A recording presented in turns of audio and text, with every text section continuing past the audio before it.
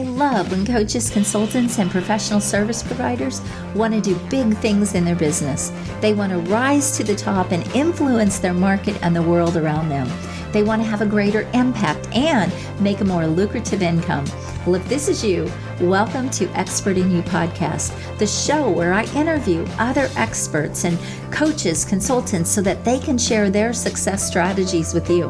We're going to talk about marketing and how to close more sales, how to get more premium clients, and how to really build your visibility in the market and scale your business like a boss. If this is you, welcome to the show. I want to ask you to subscribe and hit the notification bell right now so you don't miss one episode. Grab your coffee and buckle up because we are ready to give it all to you to help you become the expert and get paid as the expert that you are. Hi, everyone. Welcome back to another episode of Expert in You Podcast. I'm your host, Carden. And this week, I can't tell you how excited I am to have this guest with me because you're going to love her story. First of all, she's got the coolest story ever, but Beate Chelette. Now, think about that name is just beautiful. And she is a beautiful person, but she is also just amazing in business. And I'm just so excited to have her. So welcome to my show. And I have been looking forward to this. Every time I talk to you, I feel like we're sisters from a different mother or a different CEO dad, something like that. I love it. I know. Such a chemistry right from the beginning. Some of those people that you just click with. And so I was on Beate's a podcast as well. It's called The Business Growth Architect, and that we actually met through podcasting. So I am very excited to interview her on my show. So very quickly, what she does, she develops strategies for visionary leaders to scale their impact. She's all around authority. She's a future strategist. We do some of the same things, but not at all the same things. So it should be a really fun conversation. So again, I'm super excited to have you here. Did I miss anything in the intro? No, I think you got it all covered. Absolutely. And I think that, I think it's good to say stuff like that we are in a competitive environment where you offer something and I offer something where people go like, well, isn't that kind of similar? But then it's the approach, it's the way it's being executed. So I think it's going to be fascinating for your listeners to kind of say, oh, maybe that's a different look at something that I have heard before or vice versa. So super excited about that. And I think that's what we want to tell other people. Even if you're talking to a competitor, it might be a collaborator. You never know. That's right. That's exactly right. I really don't believe in competition. How many billions of people are in the world, right? And I have a global business. You have a global business. I can't work with a billion people. Can you? No, my God, no, please, no. So it doesn't really matter because again, you're going to get the clients you're going to get and other people are going to get the clients they're going to get. So I don't even look at competition. And I know you do this as well. I help people stand out from their competition anyway, so it doesn't make any difference. So, okay. So we're going to talk about something that I can't wait to share with my audience because I think this is the coolest thing. And it is your claim. It's one of your claims to fame. And that is that you actually sold a company to Bill Gates. And I think that's so fun. Talk about that just a little bit. Yes, absolutely. When I started to, my business, I was kind of like thrown into this during a massive recession. And I was going through a divorce. I was a single parent. I, had no money. And I started to go really deep into debt. And so over a period of 10 years, it was like, and every time I thought I had figured something out, it was like somebody with a frying pan, but the big cast iron frying pans came and whacked me over the head. So I finally had built up a particular photographer. Then he left and he says, well, if you want the commission that I owe you, sue me. I didn't have money to sue them. So I had to start all over again. Then there were fires, floods, riots, earthquake, and a lawsuit against one of my employees who got too close to my key vendor. They had this idea on how to build a business, which was my business without me. And then I sued them because I didn't know better and I had no idea how expensive it was. And then I'm in a fight for my life. I think I'm finally coming out of it. September 11th hits. Within one day, my business was over. I mean, literally within 24 hours, it was all over. And I had then settled the lawsuit. I came out with nothing. I had to start again from zero. And I was building up the stock photography syndication business on borrowed money. And so I had to borrow money to pay interest on borrowed money. For anybody listening in finance, I know you're cringing by now. It is a really terrible financial strategy, but I really, I burnt the ships. And I famously say, I will not drown in a puddle. If I drown, it will be a wide open ocean. At least it's worth it. And so I got to the point where it just wasn't going any further. And I had to come up with something. I flew to Germany. I saw my dad. My dad had a stroke. My dad didn't have a stroke. My father had pancreatic cancer and passed away only 6 weeks later. I am so broke. I'm at the funeral. I don't even know how am I going to even pay for all of this. And my phone rings and it's my office in Los Angeles. Now we've been thrown out of the house that I lived in and worked out of. And I fell to my knees and I'm sure you hear these turning point, defining moment stories all the time. Fell to my knees, raised my fist against God, and I yelled at him and I said, if you have a plan, this would be a really good moment to fill me in because I am at my wit's end. And then I surrendered. And I said, you know what, if it's a bankruptcy, so be it. I couldn't do anything else. I had done everything, the business plan, whatever. I come back to Los Angeles and I get a letter from the White House. In my absolute desperation, I had written a letter to the White House because my former mother-in-law just couldn't stop nagging me about it. Write the letter to the president. He's your president after all. If anybody can help you, it's the president of the United States. And so I'm like, finally, and I said, fine, I'm going to write the damn letter. So just that we have this, we don't have to talk about this. I get a letter from the White House. What was the letter for? The letter was, it was like one of those letters, and where I said, look, I've done everything I could. I was hit by September 11th. I'm a single parent. I'm an immigrant. I'm working my butt off. I've raised my daughter right. I don't lie. I don't steal. I can't find my way out of it. I need help. I wasn't even specific. I didn't even know what help to ask. I mean, what help are you going to ask the president of the United States for? And they put me in touch with a small business administration, but not with some underling, but with the second in command of all of Los Angeles County. And when I walked in, he looked at me and he said, I'll put in what you put in. And I had a glimmer of hope. 3 months later, they found me a bank that was going to restructure my $135,000 in debt into a 10-year fixed loan that freed up my line of credit. 3 months later, I'm break even. That's amazing. 18 months later, I'm the world leader in my category, celebrity homes. And that's when a Bill Gates company came and says, can you tell us how you do it? The answer to that was, no, I cannot tell you how I do it. If you want to know how I do it, you're going to have to pay me. And they said, how much do you want? I said, I want a couple million. And they said, fine. And that's how I sold my business to Bill Gates. That's awesome. Oh my gosh, what an amazing story. I mean, we touched on that, but you didn't go into all of those details when we talked before. Gosh, so many takeaways here, so much gold. Entrepreneurship is not easy. People think it's easy. We tell the sort of the success side of things. You sold the business to Bill Gates. I brought that up. She sold the business to Bill Gates, but nobody knew what was under that and what was before that. And I have also built and sold 5 businesses, not to Bill Gates, just FYI, but nobody knows the struggle and the things that went into those businesses, the sacrifice. I call it the blood, sweat, and tears. People don't realize those things, which is where your passion comes from to help people. It's where my passion comes from, because we've been through we've been in the trenches, right?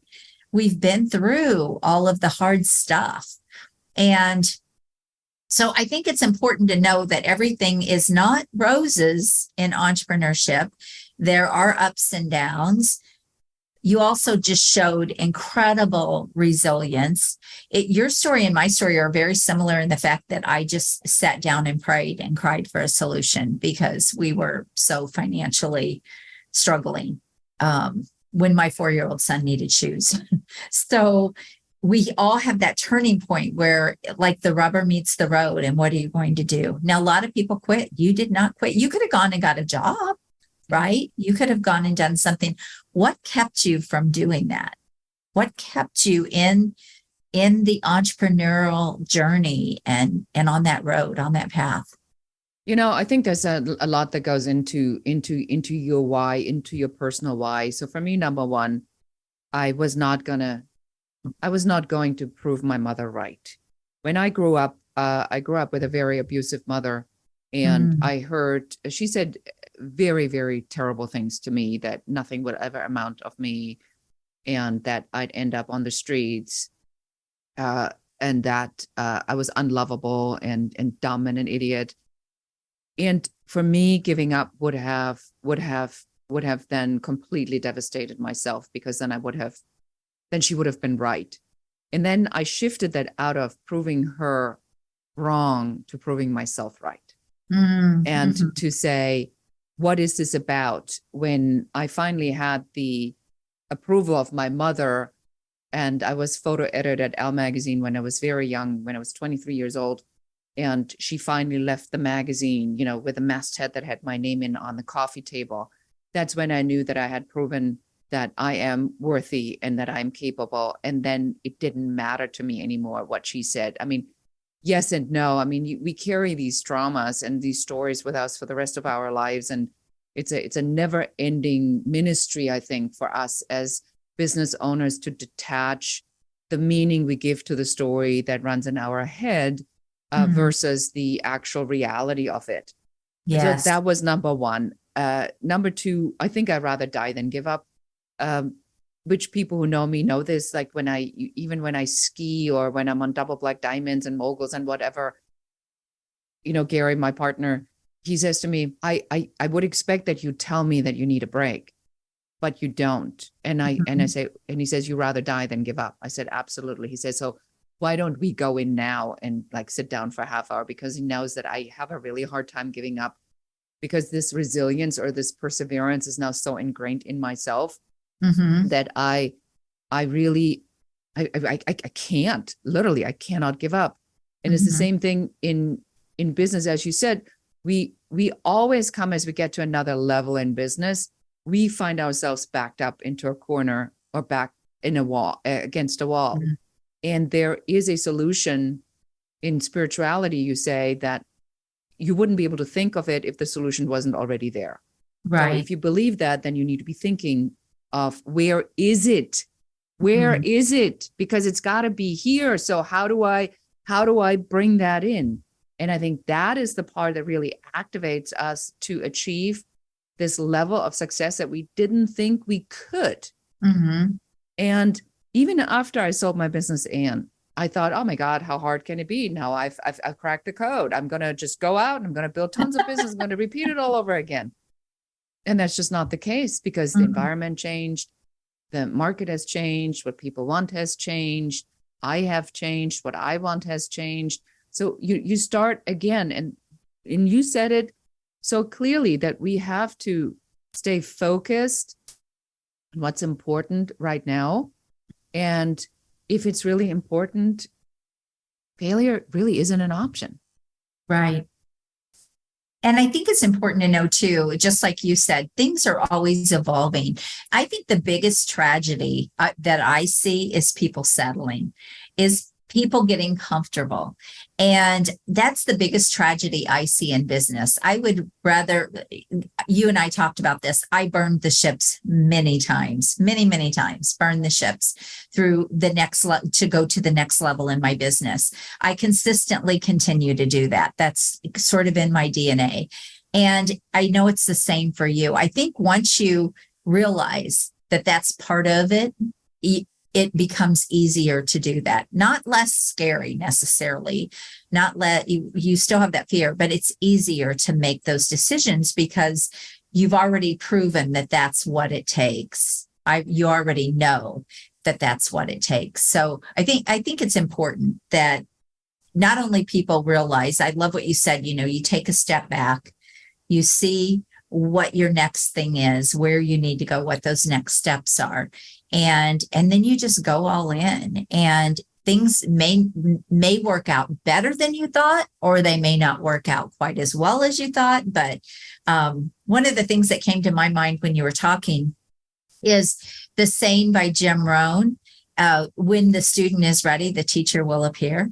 And that's the way I like to think about the coaching industry, sort of, or the consulting industry, is when the student is ready, the teacher will appear. It's just like you happen to show up to the people that are looking for you. I happen to show up for the people that are looking for me. And we've been there all along, but maybe what we were doing didn't resonate at the time and they weren't ready for it. So I don't know why that quote came to my mind when you were talking, but I think that because you just touched on like the single most important thing, I think that is a message that we may want to talk about here for a minute or two.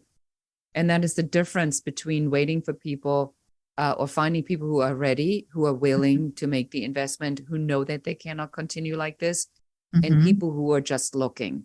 In the internet marketing world, where the entire message is one more thing, get one more thing, learn how to speak from stage, learn how to sell from stage, learn how to do your offer, learn how to hack the funnel, learn how to build the funnel, learn how to do proper video, learn how to do X. I mean, it's so mind-blowing that people are in this reactive mode to saying, let's see which internet marketer shows up in front of me, and then I will tell you and decide on whether or not I'm interested in that. And that is such a loser strategy for a business. I mean, I can't say it's a great way to say it. Yes. I can't say it any other way, because you got to do it the other way around. You got to first work with a strategist. Yes. And figure out what is it that the umbrella is that it sits under.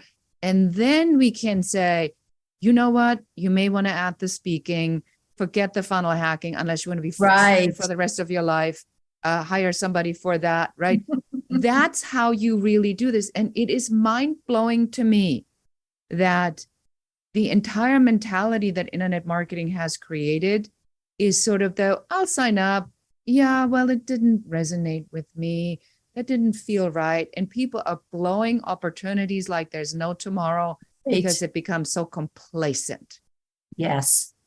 Oh my gosh, we could have 10 shows around this for sure. Just around that. Yes. Just around that. It's so true. I see this so much. People, I don't know, Beate, do you think they don't know that they need a strategy? I find that hard to believe. They hear it over and over again.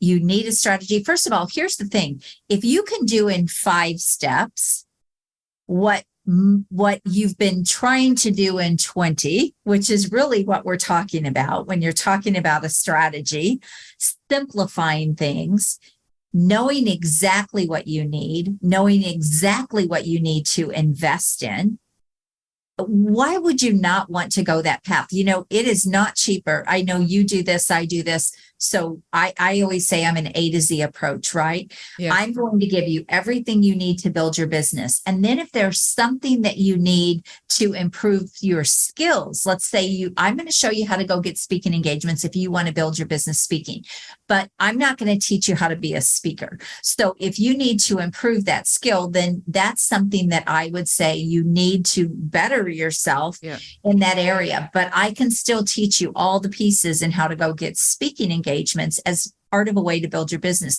I know you do the same thing. Well, that is a much easier path than saying, I think I need a podcast. I think I need to speak. I need a book. I need this. I need that. I need to be in Facebook groups. I need to on and on and on. And they're investing in all of these things. And guess what? I did it. And the reason I did it was because I couldn't find an Anne or I couldn't find a Beate. But people need to get to that point. And I'm sorry, I'm gonna jump in here because you said something so critically important. People, when they see the word strategy, they kind of know they need it, but they kind of don't want it because it sounds like work. When I go and I listen to an internet marketing message, let's say, and we can be very specific. Ryan Leverescu says, build the quiz. Because if you build the quiz, all you have to do is turn the ads on, and then you have a never-ending stream of leads. Well, great. But what's the strategy on why you need that? And how do you build that quiz so that it actually identifies the clients that you need, right? Right. So without, again, the strategy, don't build the quiz because you don't know what you're building the quiz for, and you don't know who the avatar is that you're bringing in. Yes. So I have learned that when we say strategy, a lot of people turn off because they go, yeah, I know, but it kind of like sounds very businessy. And I'm a heart-centered, conscious entrepreneur. I want to make a bigger impact. I don't really like selling to people. And then they back off and make all these excuses on why mediocre is okay. Now, you and I, that's what we have in common. Mediocre in our vocabulary is like the worst curse word out there. I always ask my clients that, yes, did you come here to be mediocre? Right. And then there's this awkward silence. I go like, well, I sure don't think, no, I have not. And I go, well, then stop acting like it. Because in order to overcome this fear of doing something that you're really not familiar with, which is being strategic, and what you said is cutting the waste, simplifying, narrowing it down, and everybody else but us, Anne, says get rich in the niche. So they want you to do one thing, and that's it, because that's what they did. Let's build a Facebook group and build our entire business in a Facebook group. First of all, I just want to say that is a marketing strategy. That is not a business strategy.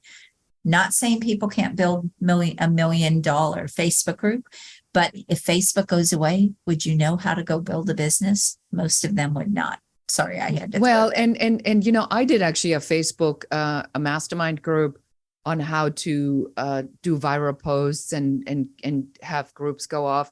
And I will tell you that the only people that are on Facebook all day, and I hope I'm not offending anybody here, but it is the truth, are moms that are looking for a part-time gig while they're working at home, and they can be on Facebook all day long. You cannot be on Facebook all day long. I cannot be on Facebook, nor do I want to be on Facebook all day, all day long.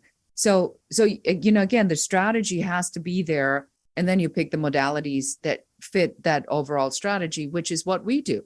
We help our clients to say, well, if you are breaking out in hives in front of a live audience, please don't make speaking a vital pillar of your lead generation strategy. Because why terrorize yourself unless you want to overcome it? And then that is the strategy. But then do podcasts or do local networking events or do, smaller associations that are, 25 people. So you don't have that, now I'm standing in front of 1,000 people, I'm going to die moment. So it's all about what is the strategy that works for you. But to your point, I think people are struggling with strategy because they don't understand what it is. They know they need it, but they don't know how to do it. And it's like with everything else, if I pretend it doesn't exist, then maybe I'm going to be okay. Well, yeah, I agree with that. But I also think that a lot of people misinterpret what strategy is. I think a lot of people think of strategy as some sort of little short, one-sided thing. For example, build a Facebook group and then build your business in a Facebook group. That is a strategy, but it's a marketing strategy. Yes, you can build some income, you can build some revenue, you can even build a really good one. But again, is it really teaching you business? And what happens if something happens there? And so a lot of people don't think of a strategy in business as, okay, what are all the steps that I need to take to actually build this business in a way that it's going to be sustainable? It doesn't matter if Facebook gets shut down. I still know how to build the business. I have the foundation in place. I know how to go get clients no matter what. All of those things are part of a strategic plan for building a business? And then also, how does this align with me, like you had mentioned? But I think a lot of people don't think of strategy as something bigger than what they're out there. I think they just misinterpret what strategy means to them. That's just what I believe. I agree with you 100%. And so the definition of the strategy really is the plan to achieve the goal after you've identified what the goal is. And that includes the business model, specifically the business model. So if you don't, I bet you're like me. When I ever hear somebody talk or I see something, I'm like, what's the model here? What is your business model? Where are you making the money? How do you find your clients? Where's the monetization? Is it a double dipping model? Is it like whatever thing? I found that absolutely fascinating when I find out, how people sort of model that, but that has to come first. So maybe if we help your listeners to think about this from what is the goal, right? On how you want to work and what you want to do and who you want to work with. And that is the business model, on whether that's a laptop lifestyle or, you're podcasting out of your condo at the lake and or at the ocean. And that is part of your lifestyle. You post photos of your family. You spend time with your family. That is your chosen lifestyle. And you build your business model to support that lifestyle. Yes. And if I start with that, and then I add the word strategy and say, now that we got this figured out, how are we going to take you from here to there? So when we go into, I'm going to go to New York next week. When you go in a subway in New York, there's always two things you look for: the red dot that says where I'm here and where you want to go. So where I'm here, the red dot to the Empire State Building, there's going to be a bunch of different ways to get there: walking, taxi, subway, bus, a variety of different things. That's the strategy. Where I said, it's a beautiful day, I'd rather walk. So I don't mind walking 10 blocks. So I'm going to go here and then I'm going to walk over there. But people mistake that, I think, as anything other than this is the path, the road, the blueprint, and how you are going to get there. But you got to know it. Yes, that's such a good point too. And that really is it. A strategic plan in your business is your roadmap. It's exactly how you're going to go from point A to Z. I always say A to Z. How are you going to get there? So, and it does start with, what is the end goal? What's the end result you're trying to get there in your business? So, oh gosh, we could really talk about that for a long time. So tell us a little bit about your business, who you work with, and then obviously we know you're a strategist. We know that you do you call yourself a future strategist because you are helping people look into the future. Where is it you want to go? What is it you want to do? What are your goals? And so then you help them design that plan. So just talk a little bit about your business, who you help, and all the pieces. Yeah. So typically people come to me when they've been in business for a couple of years, and they say things like, I sound like everybody else, or I have a hard time explaining what I do, or what I do works really well. I'm the best kept secret. Nobody understands what I do. It takes them 5 minutes to explain what they do. One of my super skills is that I build what we call signature growth systems, where we take all the pieces that people have and we put them under one cohesive umbrella. That becomes the system that gets a name, that gets a graphic. And then with that in hand, we outline the client transformation journey through this entire system and help our clients identify where's the workshop, where's the one-on-one, where's the high ticket piece, where's the entry piece, where is, maybe the mastermind, so that it allows people to use this system that they have as a diagnostic tool for their clients and say, well, based upon what you told me in the client transformation journey in my system, you fall here. That's where we need to start. You pre-sell everything else because they know there's an entirely other piece of the system available. So they start here, and then you say, well, but you do know that when we've done this, then congratulations. Now you're moving on to that next level. Bravo. You're doing amazing. And that's what we do. I want to say I do this better than anybody else. And we're just going to say that like that is. And and clients that we have that do that walk out, close 6-figure deals often within a week because they finally know how to talk about what it is that they do. Yeah, amazing. That's awesome.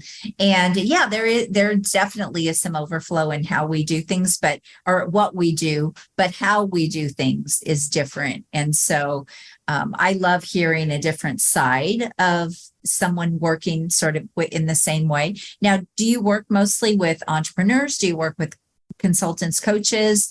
Who is your primary target audience or target market?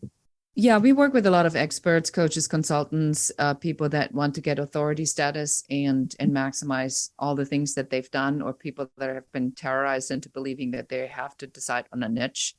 And they break out in cold sweat when they hear the word niche. And we also work with companies like Amazon and Reckitt, the maker of Lysol, where they had some internal pieces where they needed to build a system. For one of the companies we built actually the system for their communication model across all units and departments. And so that they, could go out and present it to the CEO and say, our communication model is this. So anybody who says, I need a system behind how we offer something, so it doesn't just sound like my idea, but that I'm the inventor of a proprietary system, or that this is the model that we develop. That's what we help people with. I love that. So how did you get big clients like Amazon and Reckitt? How did you get them? I actually worked with a coach who is an expert in team development.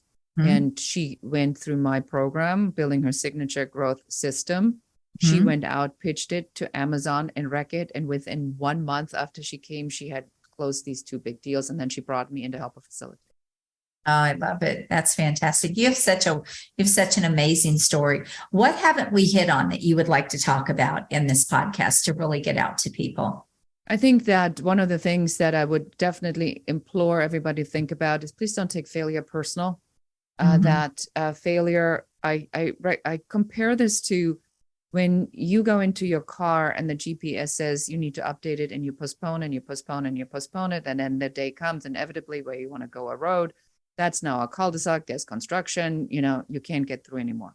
It's not like you're going to get out of the car, throw yourself on the ground and go like, I'm never going to drive a car again. I'm such a lousy driver. I'm the worst driver in the world. Oh my God, I cannot even stand the thought of a car. You're just going to go and say, I should have updated the GPS. You wave at the guy with the stop sign, you turn around, you find another way. So if you would have that attitude about failure in life in general, that somebody's there with a stop sign said, do not go here. Then you just wave at them and you turn around and you go somewhere else. Please, no more temper tantrums. Yes. And I think that's so true. I mean, failure is not personal, right? It's just what's going on at the time or where things land. And it doesn't like pick you out and say, oh, okay, you're going to fail, you're going to succeed. No, I mean, we have as much control as we have. And it's part of the journey, especially as an entrepreneur. It is the journey. I always say, if you don't learn to love the process, you're probably doing the wrong thing. Well, I think to your point that everybody who is of a certain age says it's never been the destination. It's always been the journey. And the journey is the process. So how good is it if you terrorize yourself in the process or the journey as being disastrous, and then you make getting there, wherever there might be, the goal that keeps getting moved anywhere? That's a great way to be miserable for your entire life. And that is the part where coaches like you and me come in, or business consultants, because that's one of the things that we had to learn the hard way as we were to blow up our entire lives, is that if we don't take care of ourselves, our families, and get very clear on what we want, and then have the mindset, the skill set, and the action set in place that it takes to stay disciplined and focused and believe that what we have said, because we see other people do it, is actually possible, and then just go down that path. if we don't figure this out, life is misery. And a lot of people are miserable in life. I agree. And it's not necessary. Yeah. One of my favorite books, I brought this up before, I know, is Dan Sullivan's The Gap and the Gain. And it's such a great book because it obviously, as he coaches and does strategic coaching with entrepreneurs, one of the things that he talks about is to always not just be looking at the gap that you have, but look back at the gains that you've made. And it goes back to probably gratitude. It goes back to being present. It goes back to, instead of pushing, everything is a process. Everything takes time. Everything is a journey. But if you look back 6 months ago, where were you? And what have been all the strides that you've made? People think that there's just an easy button. Push the easy button, and I'm just going to leap. I'm telling you, you can't jump rungs on a ladder. You just can't. Try to jump 3 rungs on a ladder. It's not going to happen. You have to take the ladder one step at a time. And so people need to understand that. And so I feel like we've really given a dose of reality here to entrepreneurs and to people, what it takes to be successful and what it really does take to be able to master the journey, as well as master the results and master your business, getting very comfortable with that and loving it. You have to love it, I think. I like a good challenge. How about you? Yeah, 100%. I mean, sometimes I think we believe that if we solve this thing, then everything's going to be great and we're going to be sailing forever. But then there's this great quote that says, no great sailor was ever made in calm waters. So right. It is very much like that. I think it builds character. It builds empathy. It builds strength. It builds knowledge. And it's just part of your process. Right. Absolutely. And here's the thing. And I just want to kind of bring this up too. One thing that people don't realize when they're learning all these things along the way. When I first came online, for example, in my coaching and consulting business, I never dreamed I would be teaching other people how to do that at some point in my career, in my coaching career. And so all of these skills and everything that you're learning stack. And I think it's really important to know that at some point you're going to be way ahead of other people if you just keep at it and you just keep stacking the skills and the knowledge. And before you know it, you'll be teaching other people what you have learned along the way. So I feel like nothing ever goes to waste. Challenges don't go to waste. Learning, your journey, your process, none of that goes to waste. Do you agree with that? Yeah, 100%. And the sooner you detach yourself from the getting there mentality to the being here and continuous improvement in nature, and if you ever work with a mindset coach, mindset coach says the same thing. It says in nature, it either grows or dies. Right. So if it's not growing, it is dying. I mean, it can hibernate, it can take a break, but there really isn't a let me wait and think about this in nature at all. So when we take that attribute, we really, in reality, falling further behind. So there is a fundamental decision we have to make as people in life to say, I have learned enough and I'm going to do my best to cruise, which is not my way and not yours either, or to say, I have a limited amount of time. How far can I push it? Yeah, I agree. However, I do want to add that doesn't mean you're not grateful along the way, and it doesn't mean that you don't sit in gratitude. I think that's important. But yes, you're always, what is the next thing? I always say, raise your own bar. There's always a next level. And so I think it's important, definitely 2 kinds of people, right? The people that settle, get comfortable, but you're right. You're already going, I always would say you're already going backwards. You just don't know it yet. You just haven't seen the results of that yet, or you're moving forward and you will see the results of that. So this has been such a fascinating conversation and so much fun. You are so amazing and so wonderful at what you do. And you have such a great story as well. And just how you have just risen above all of that And it's been such an honor and a pleasure to have you on here. How can people get a hold of you, Beate? Yes. So just reach out. Don't be a stranger. You can find me all across social media under Beate Chelette, Growth Architect. DM us.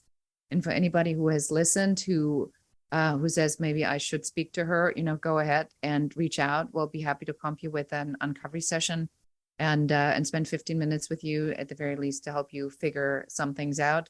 We have the quiz. So if you are looking for what your number one business growth blocker is, go to growthblockerquiz.com and fill that out. It takes a couple minutes and I'll tell you what your growth blocker is. Awesome. And we'll put all of those links and everything in the show notes. So thank you again for being here. And it's just been such a pleasure. And everyone, thank you for tuning in to another show. Make sure you like it, make sure you share it and subscribe to the show. And until next week, go rock your business and God bless you. If you've enjoyed this episode, I want to invite you to go check out a free training that I have at expertinu.us.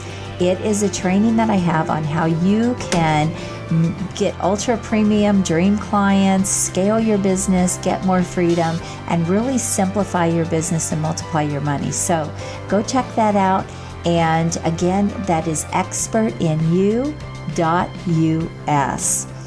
I want to thank you for being here with me this week. I hope you found massive value. Please always leave a comment, feedback, or a question.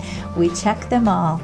And I want you to go rock your business and make sure you join us again next week. God bless you. Have an amazing day. Bye-bye.